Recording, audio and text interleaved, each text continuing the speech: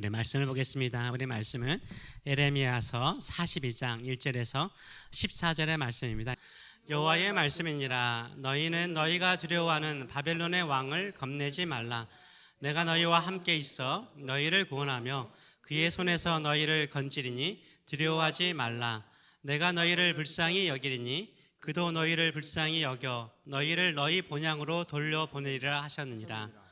그러나 만일 너희가 너희 하나님 여호와의 말씀을 복종하지 아니하고 말하기를 우리는 이 땅에 살지 아니하리라 하며 또 너희가 말하기를 아니라 우리는 전쟁도 보이지 아니하며 나팔 소리도 들리지 아니하며 양식의 궁핍도 당하지 아니하는 애굽 땅으로 들어가 살리라 하면 잘못되리라. 아멘.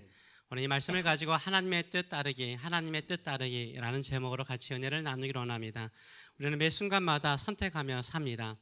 오늘 무슨 옷을 입을까, 또 무엇을 먹을까 고민하며 선택하였을 것입니다.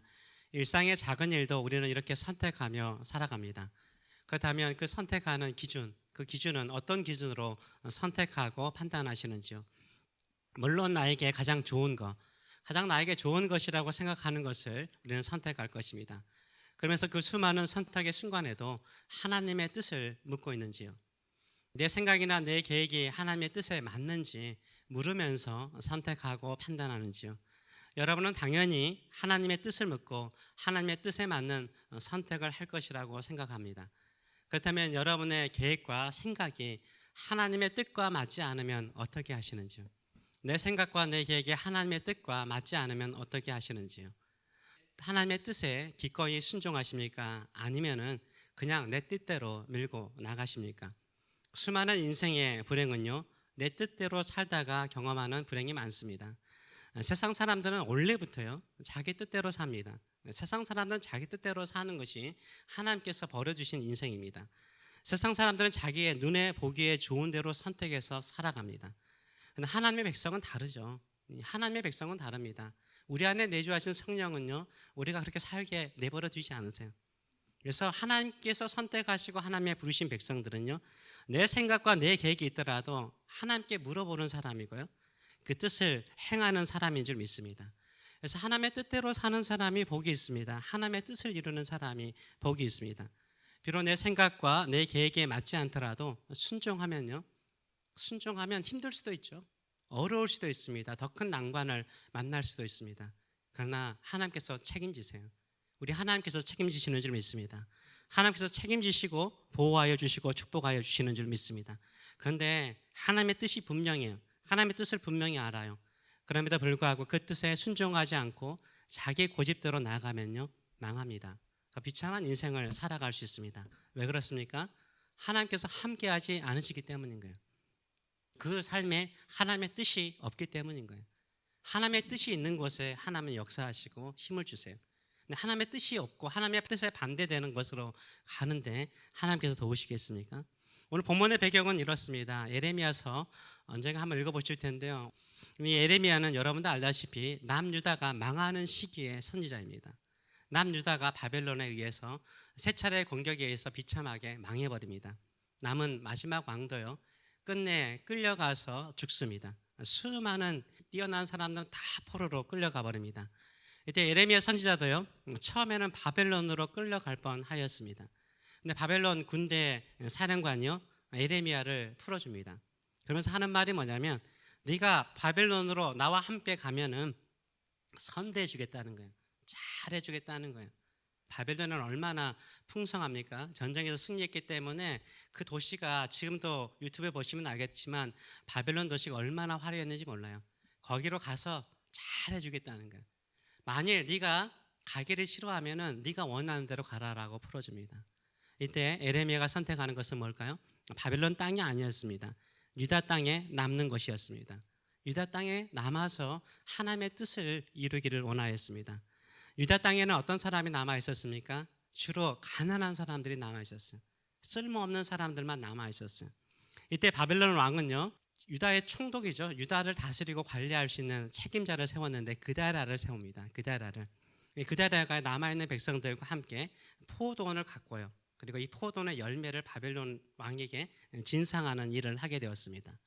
근데 이 다윗 왕가의 한 사람이었던 이스마엘이라는 사람이 있어요.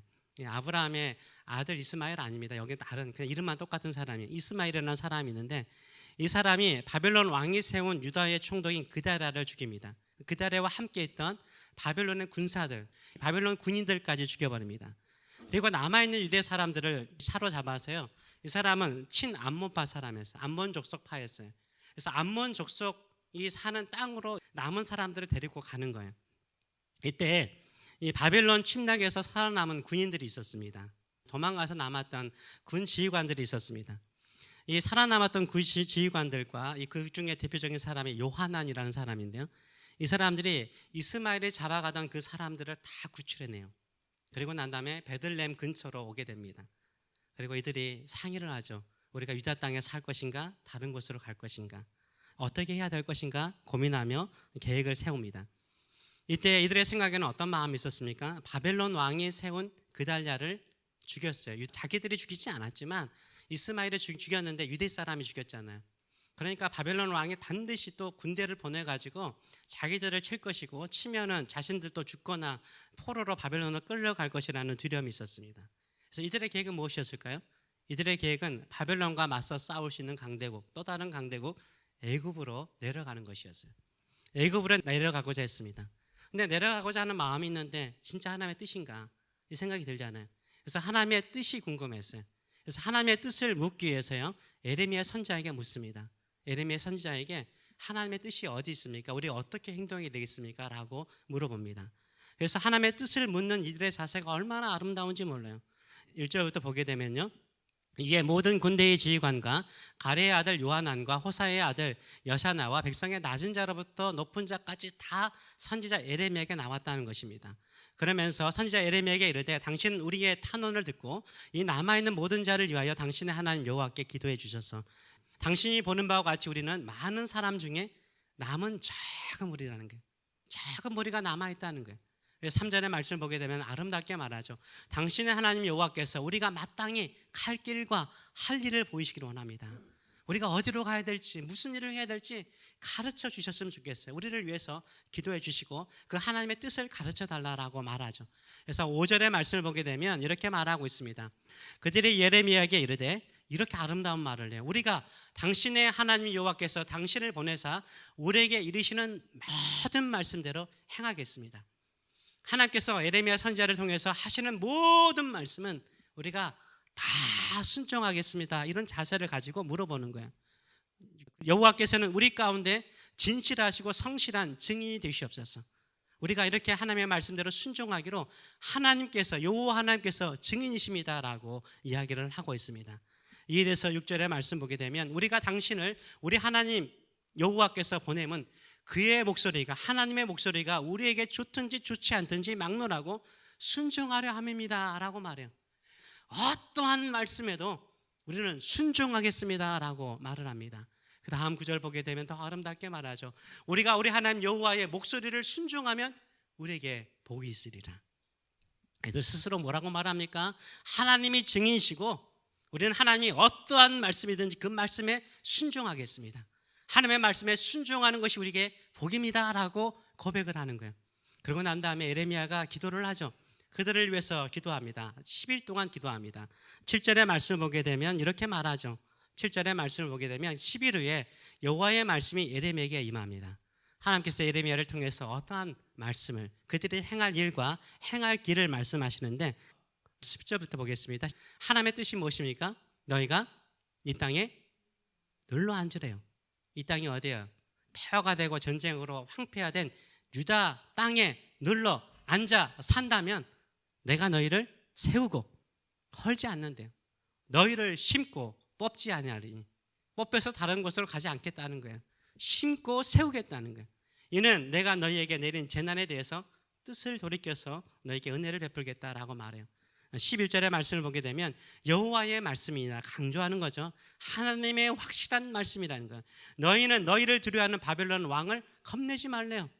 그들이 와가지고 바벨론 군대가 와가지고 너희들을 진멸할 것처럼 보이는데 두려워하지 말래요. 왜 두려워하지 말라고 말합니까? 내가 너희와 함께 있겠대요. 하나님께서 함께 하시겠다라고 말씀하세요. 너희를 구원하며 그의 손에서 이 바벨론 왕의 손에서 너희를 건지리니 두려워하지 말라는 거예요. 너희가 두려워하지 말라는 거예요. 하나님께서 함께 하시면 오히려 너희가 심겨지고 세움을 받을 것이라 라고 말을 하고 있습니다. 12절의 말씀을 보게 되면 이렇게 말하죠. 내가 너희를 불쌍히 여기리니. 하나님께서 남아있는 자들에게 은혜를 베풀고 불쌍히 여긴다는 거예요. 그도 누구에 있습니까? 바벨론 왕도 너희를 불쌍히 여겨 너희를 너희 본향에 돌려보낸다. 본향에 살 수 있도록 허락해 줄 것이다 라고 약속을 합니다.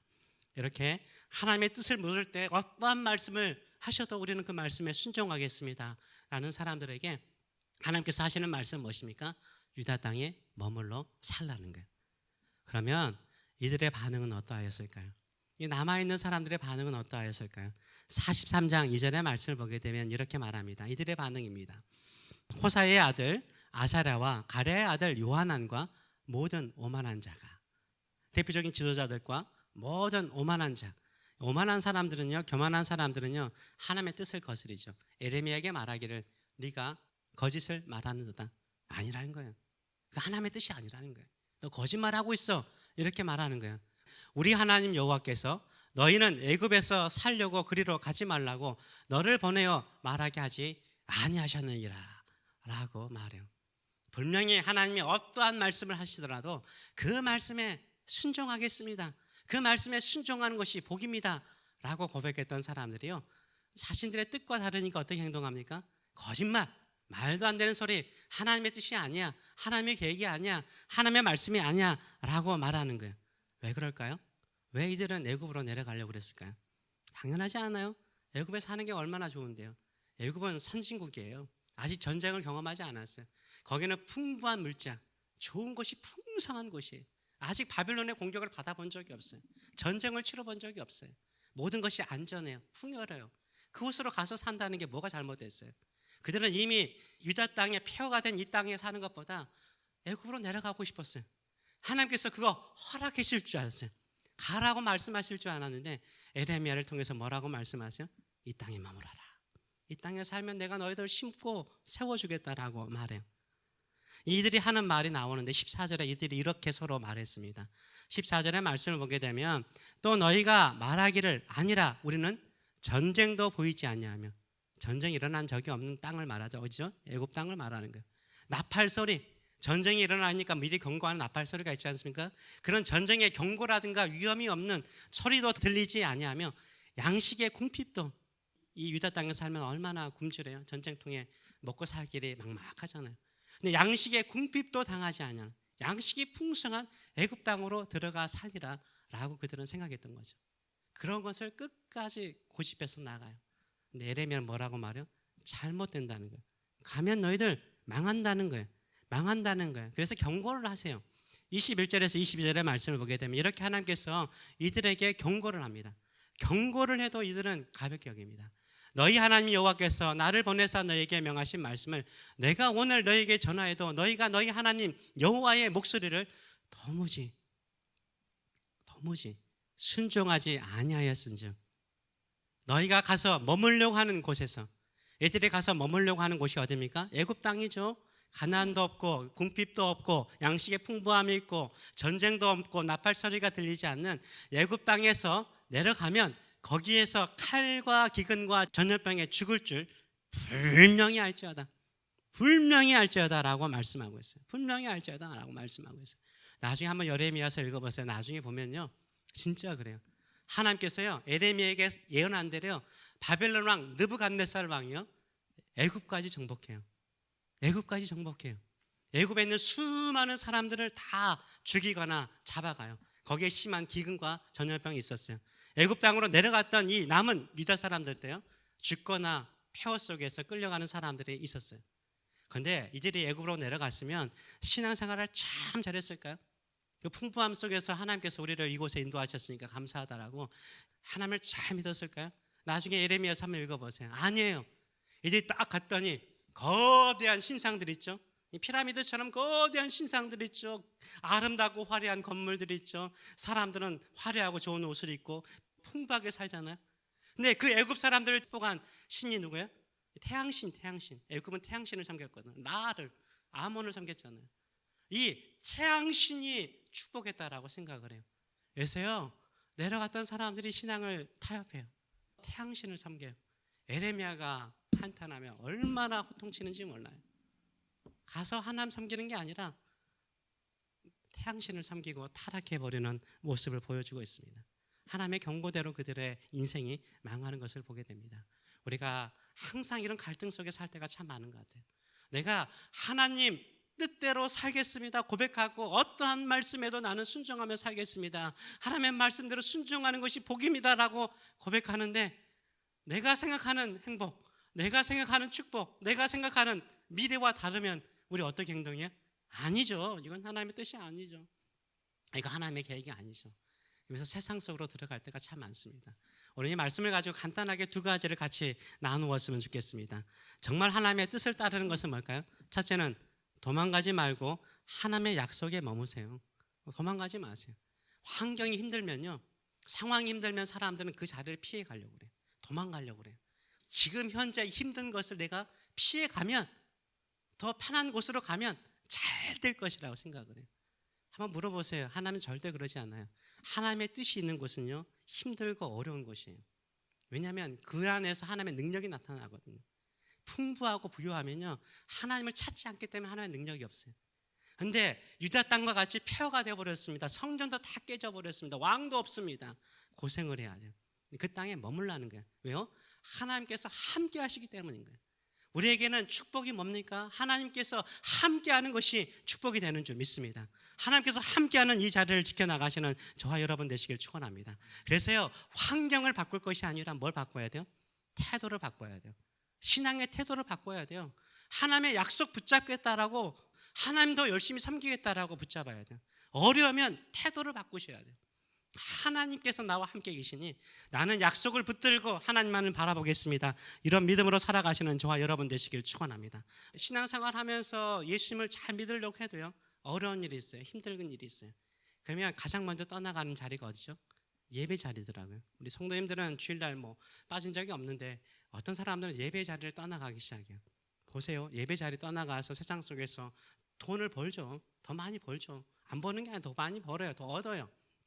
근데요, 영혼도 병들어가고요, 신앙도 잃어가고요, 몸도 병들어가고요, 나중에는 하나님께로 돌아오기 얼마나 힘든지 몰라요. 우리는 힘들고 어려울수록, 환경이 힘들수록 더 주만 바라보시는 저와 여러분 되시길 축원합니다. 반드시 하나님께서 축복하여 주실 줄 믿습니다. 또 애굽에 한번 내려가려고 했던 사람이 있죠. 누굽니까? 이삭이죠. 여러분 이삭 잘 알지 않습니까? 이삭도 심한 기근을 만나가지고 애굽으로 내려가려고 그랬어요. 근데 하나님께서 뭐라고 말씀하시죠? 내려가지 말라. 내려가지 마. 내가 너와 함께 할 거야. 아버지와 함께 한 것처럼 내가 너 축복해 줄 거야. 그래서 안 내려가요. 여러분도 알다시피 이삭은요, 유약한 사람이에요. 어머니가 90세에 낳았으니까, 아버지가 100세에 낳았으니까 유약해요. 항상 심성이 약해요. 네, 안 내려가요. 그리고 새로운 일을 시도하죠. 무슨 일을 시도하죠? 농사 짓는 일을 하죠. 하나님께서 축복하세요. 약속 붙들고 살면은 100배의 수확을 얻잖아요. 처음 해본 거 다 하나님이 축복하시잖아요. 하나님의 약속 붙들면 하나님이 축복하여 주실 줄 믿습니다. 이런 믿음 가지고 살아가시길 축원합니다. 두 번째로는요, 우리가 하나님의 뜻 따르기 위해서는요, 안전한 것보다 도전하는 것이 더 나아요. 대부분에 그렇습니다. 하나님께서는요, 우리에게 원하는 게 뭔지 아세요? 도전하라는 거예요. 새로운 것을 도전하라는 거예요. 편한 것 찾아가지 말라는 거예요. 신앙생활이 나태해지기 쉬운 것은 뭡니까? 편한 것 추구하면요, 대부분 다 병들어요. 그렇죠? 왜 사람들의 몸이 병듭니까? 운동하는 거 귀찮아하고, 그렇죠? 음식을 먹다가도 꽉꽉 씹어 먹어야 되잖아요. 그것도 귀찮아하고. 하나님께서 근심 걱정하지 말라고 그러는데 근심 걱정 한평생 하고 하지 말라는데 왜 해요? 그래서 찬양하고 감사하고 기뻐하면 복이 되는데 안 해요. 근심 걱정하는 게 자연스럽잖아요. 편하잖아요. 누워있는 게 편하잖아요. 그냥 편한 거 추구해요. 근데 운동을 하고 말씀을 읽고 예배를 하고 기도하는 거 힘들어요. 근데 힘든 것이 결국 어떻게 되는지 아세요? 우리 몸을 건강하게 만들어요. 우리의 삶을 변하게 만드는 거예요. 도전하는 것이 얼마나 행복한지 몰라요. 제가 자주 말씀드려서 죄송하긴 하지만요, 제가 몇천 명 모인 교회에서 부교육자로 생활했고요, 뉴욕에서도 몇백 명 모이는 교회에서 사역을 했어요. 정말 열심히 사역했습니다. 근데 그때보다 그건 평안하죠. 모든 게 다 세팅되어 있으니까. 근데요, 제가 개척교회 7년 하면서요, 영적으로 더 부유해요. 더 행복해요. 우리 부부 얼마나 행복한지 몰라요. 하나님의 섬세하게 역사하시는 일들을 경험하거든요. 도전하는 거잖아요. 밑바닥처럼 아무것도 없고 적은 수인데도 불구하고요, 하나님의 역사, 하나님의 약속 붙들고 사는 것이 부유하더라고요. 끝까지 이 도전할 것입니다. 하나님께서 역사하실 것을 믿고 도전할 것입니다. 하나님께서 이 일들을 이루실 것을 믿고 도전하시는 저와 여러분 되시길 축원합니다. 그 믿음으로 살아갈 때 하나님께서 반드시 역사하세요. 제발 부탁드립니다. 제가 7년 동안 경험한 것 중에 하나가, 은혜 중에 하나가 예배 자리 지키는 거였어요. 새벽 예배 드리고 금요일 드리고 주일 예배 드리고, 당연히 목사니까 해야 될 거죠. 제쳐도 일하는 거 아시잖아요. 일해도 같이 다 해요. 같이 은혜 받아요. 자리 한번 더 지켜보세요. 하나님은 약속 붙들고 유다 땅과 같이 폐허된 예루살렘과 같이 남은 자가 적은 자일지라도 약속 붙들고 나가면요, 풍성하게 심어주시고 함께 하시고 축복하여 주실 줄 믿습니다. 이런 믿음을 가지고 주를 바라보시는 저와 여러분 되시길 축원합니다. 아멘. 기도하겠습니다. 우리 시간에 같이 한번 기도하기로 합니다. 우리는 적은 자입니다. 남은 자입니다. 어떻게 보면은 이 예레미야 시대의 남은 자와 같은 상황 속에 있습니다. 좀 더 편하고 좋은 것을 찾아갈 수 있죠. 그러나 우리는 이 자리에 있습니다. 왜요? 하나님이 함께 계시기 때문에. 연약한 교회를 통해서, 작은 교회를 통해서 하나님의 능력이 나타나고 하나님의 일하신 능력이 나타날 것을 믿기 때문인 거죠. 우리는 주께서 말씀하신 대로 이 땅에 살아보죠. 예비하며 살아보죠. 기도하며 살아봅시다. 하나님께서 함께 하신다라고 말씀하셨어요. 우리가 두려워하는 거, 바벨론 왕이 오는 것처럼, 우리의 대적이라든지 교회가 안 될 것처럼 실패, 무서워하거나 두려워하지 마세요. 우리 주님이 함께 계세요. 우리는 이 자리에 계속해서 새벽마다, 금요일마다, 또 주일마다 이렇게 뜨겁게 예배하지 않습니까? 하나님 반드시 함께 계세요. 세우실 줄 믿습니다. 심으실 줄 믿습니다. 풍성한 나무로 만들어 주실 줄 믿습니다. 이 은혜가 우리에게 있을 줄 믿습니다. 나는 하나님의 뜻이 있는 이곳에 하나님께 예배하고 기도하고 선교하고 전도하여서 예수 전하는 사람 되어서 하나님의 뜻을 드리는 우리 교회, 우리 가정이 되게 하여 주시옵소서. 주의 말씀 따라 사는 가정 되게 하여 주시고 교회 되게 하여 주시옵소서. 이런 사모하는 마음을 가지고 같이 한번 기도하겠습니다. 살아계신 하나님 아버지, 은혜를 감사드립니다. 우리 주님께서 우리를 이곳으로 인도하셨습니다. 뜻이 있기 때문에 이 자리로 인도하셨습니다. 수많은 갈등과 고민과 힘든 상황이 있어도 하나님의 뜻이 이곳에 있기에 우리는 끝까지 이 자리를 지키며 예배하며 기도하며 이 자리에 왔습니다. 뜻하신 바 이루소서. 연약한 내 영혼, 갈대와 같은 우리 영혼, 우리의 심령, 우리의 기도, 우리의 믿음을 통하여 일하여 주시옵소서. 우리 세교회를 통하여서 하나님의 뜻과 하나님의 나라가 이루어지게 하여 주시옵소서. 우리를 통해서 일하여 주시옵소서. 우리의 사랑하는 자녀들을 통해서 일하여 주시옵소서. 세교회를 통해서 교회가 부흥하고 예배가 회복되는 놀라운 역사 일어나게 하여 주시옵소서. 이제는 우리를 사랑하시되 영원토록 사랑하며 내 뜻이 여기에 있다, 여기에 머물면 내가 너와 함께 할 것이며 너를 두려워하는 모든 것에서 지킬 뿐만 아니라 심어서 풍성하게 만드시겠다라고 말씀하시는 하나님 아버지의 크신 사랑하심과 수울과 같은 권세가 그 환경이 힘들지라도 반드시 끄집어내 주시는 우리 주 예수 그리스도의 원하신 은혜와 오늘 또 탄식으로 우리와 함께 하시며 뜻하신 그곳에서 하나님의 뜻을 이루도록 힘을 주시는 성령의 임재하심과 교통하심이 사랑하는 성도들 머리 위에, 자녀들 머리 위에 영원토록 함께 하시기를 축원하옵나이다. 아멘.